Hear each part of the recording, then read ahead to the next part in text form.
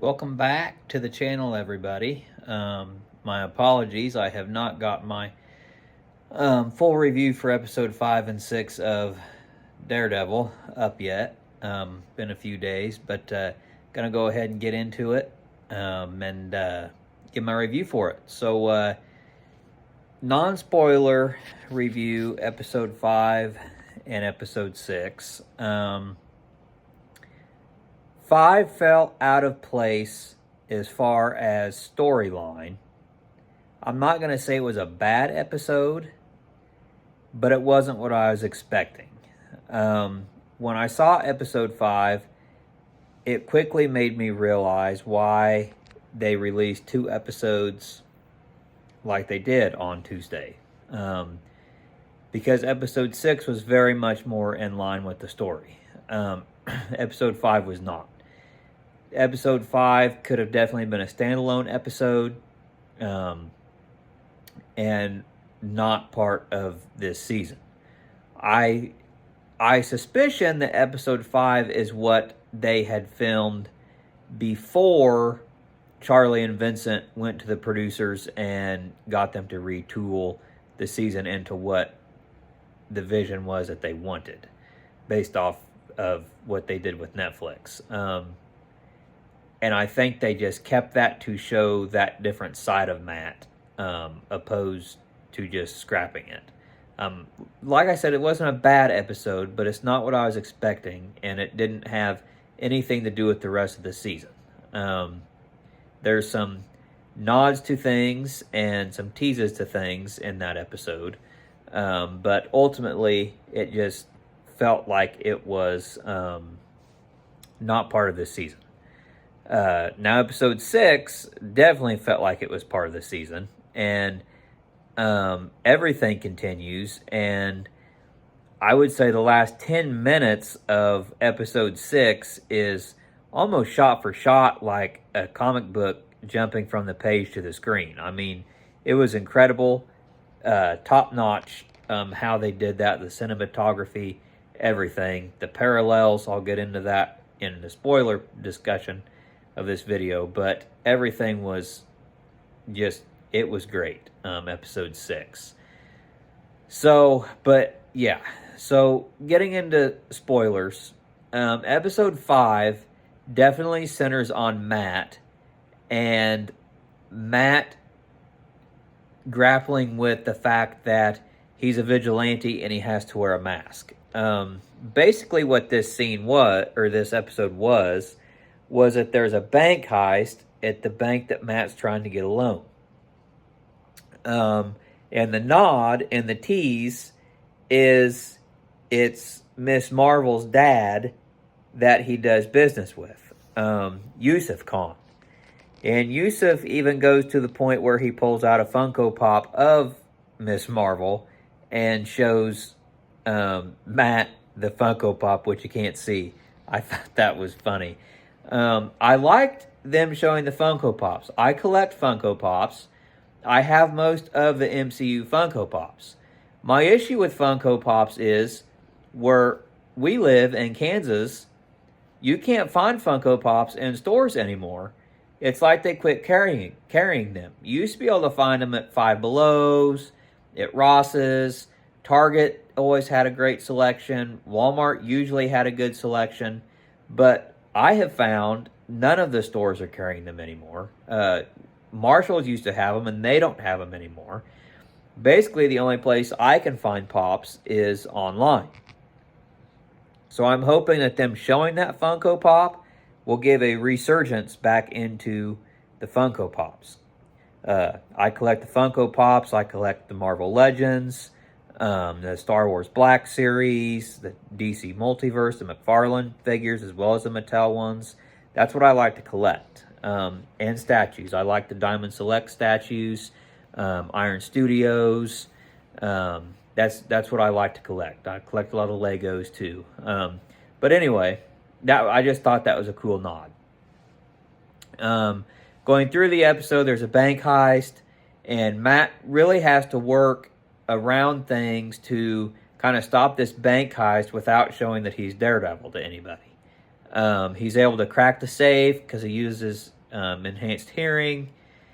And then we see him. He goes after all the bank robbers at the end. They were after this rare diamond, it looks like, which at the end you see Matt puts that back in the candy dish when he goes back to talk to Yusuf. But really didn't set anything up with the story, didn't have anything to do with the rest of the season. It was a very isolated episode, episode 5 was, of just this bank heist and Matt doing these things as Matt and not as Daredevil.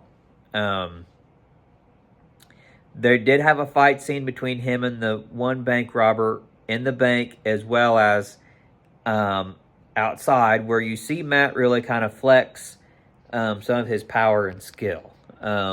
We did get a scene of him jumping on that guy's leg in the street and snapping his leg, which was very reminiscent of the Netflix show. But other than that, that was it for episode 5. There wasn't anything to progress the story.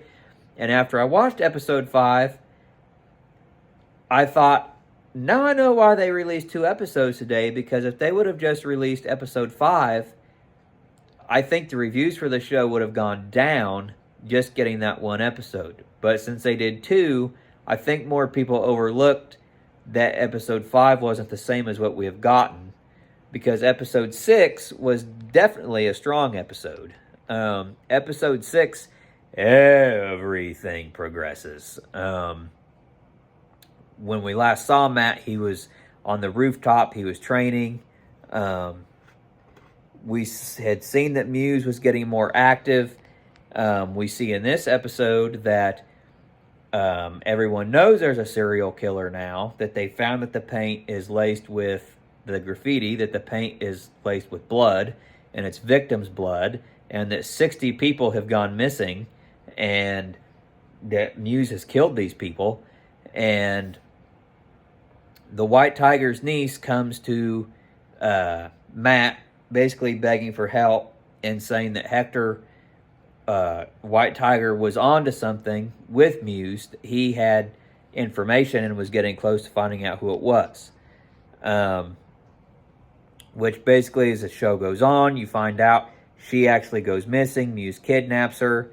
And then we see that scene where Matt, you really know Matt finds out she's missing. He's called the cops. And then you see Matt pretty much goes to the place where he knows what he has to do. He utters a word and a phrase. I'm not going to say it on here. There may be some innocent ears.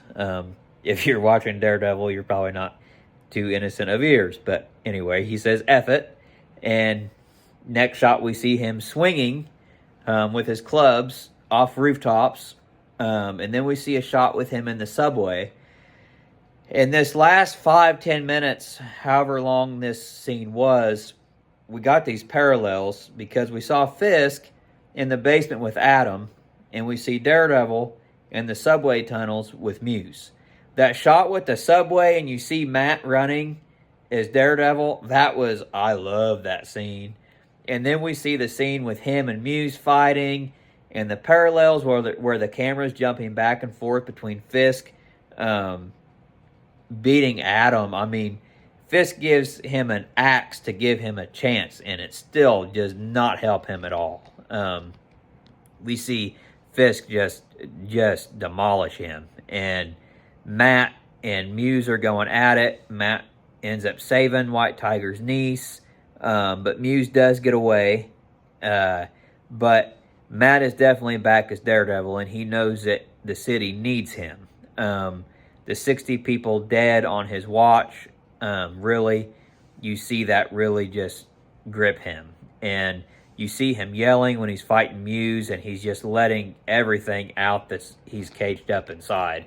And that back and forth between him and Fisk, I just thought was great. It felt like comic panels just coming to life, the back and forth. And I just loved it. That's what we've been wanting to see from this show, and they delivered it, and it was great. I can't wait to see what the last 3 episodes have in store. We've seen the mid-season teaser, and it looks like more Bullseye is going to be there.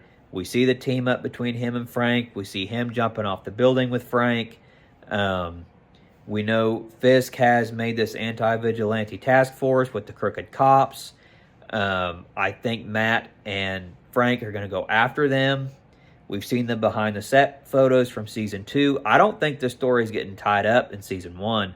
I think they're going to leave us on a cliffhanger. I don't think Matt and Fisk, I don't think we're getting a fight between them this season. I think they're going to build it up. I don't think we're going to get it till next season. And we see in the behind-the-scenes photos that they just recently dropped, that black suit with the double Ds, we got him. That suit is great. Yes, it looks like it's his red suit that Matt painted, but I love it, and I love this show.